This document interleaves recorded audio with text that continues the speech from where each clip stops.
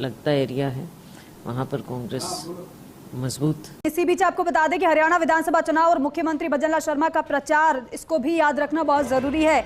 असंध भाजपा 3224 से आगे, समलखा भाजपा 13,000 से आगे है समलखा में। तो वहीं तोशाम की अगर बात करें तो भारतीय जनता पार्टी 2610 वोटों से आगे है। लोहारू से भारतीय जनता पार्टी का जो कैंडिडेट है वो 541 से आगे है। तो वहीं इंद्री से भारतीय जनता पार्टी के प्रत्याशी 649 वोटों से आगे है। राई से कांग्रेस 1810 वोटों से आगे है। लेकिन हम आपको बताएं कि मुख्यमंत्री भजनलाल शर्मा भी लगातार बैक टू बैक जिस तरीके से हरियाणा में रैलियों को उन्होंने संबोधित किया था, वो संबोधन आपने सुना भी था। और आपको याद होगा तो मुख्यमंत्री ने कहा था कि हम काम के आधार पर वोट मांगने आए हैं। बड़ी बड़ी उपलब्धियों को भारतीय जनता पार्टी की सरकार की उन्होंने गिनाया भी था और अपना खुद एग्जाम्पल उन्होंने दिया था कि भारतीय जनता पार्टी में किस तरीके से कार्यकर्ता के स्तर के व्यक्ति को भी उच्च पद तक पहुंचा दिया जाता है। और मैं इसका उदाहरण हूं। तो दूसरी तरफ राजस्थान में जिस तरीके से तेजी से कार्यों को गति दी जा रही है,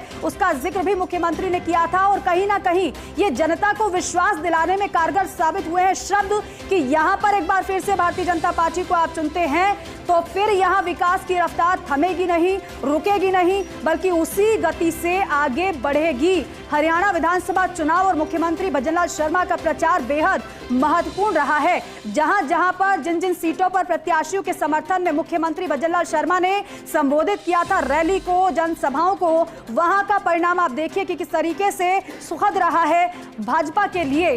तो विधानसभा चुनाव हरियाणा के परिणाम का दिन आज है और रुझानों की अगर बात करें तो अब ज्यादा समय नहीं रह गया है तस्वीर पूरी तरीके से साफ होने में, क्योंकि मेजर बदलाव नहीं होगा अभी तक, क्योंकि 1 बजने को है। लेकिन फिलहाल अभी आप देखेंगे टैली में कोई ज्यादा परिवर्तन नहीं हुआ है और कहीं ना कहीं कांग्रेस की तरफ से जो प्रतिक्रियाएं सामने आ रही हैं वो भी इस बात को मान चुके हैं कि ये जो टैली का आंकड़ा है वो अब बदलने नहीं वाला है, बल्कि वो जो जनता ने दिया है मैंडेट उसको वो भी स्वीकार कर रहे हैं। हरियाणा का मुफीद रहा है भारतीय जनता पार्टी के लिए ये जो रुझान है, और ये रुझान जब पूरी तरीके से परिणाम में बदलेगा तो वहीं अगर जम्मू कश्मीर की बात करें कहीं तो थोड़ी सी कमी छूटी है, ऐसा बयां कर रहा है ये आंकड़ा भी।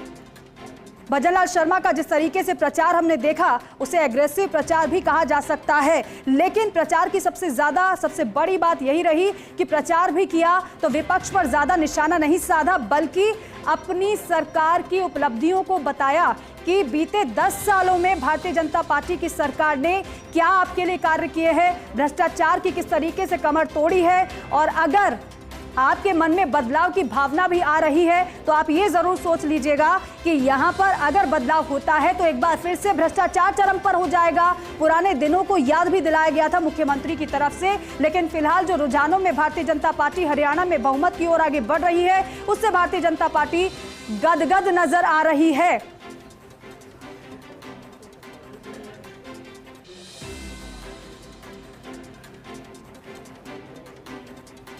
इसी बीच आपको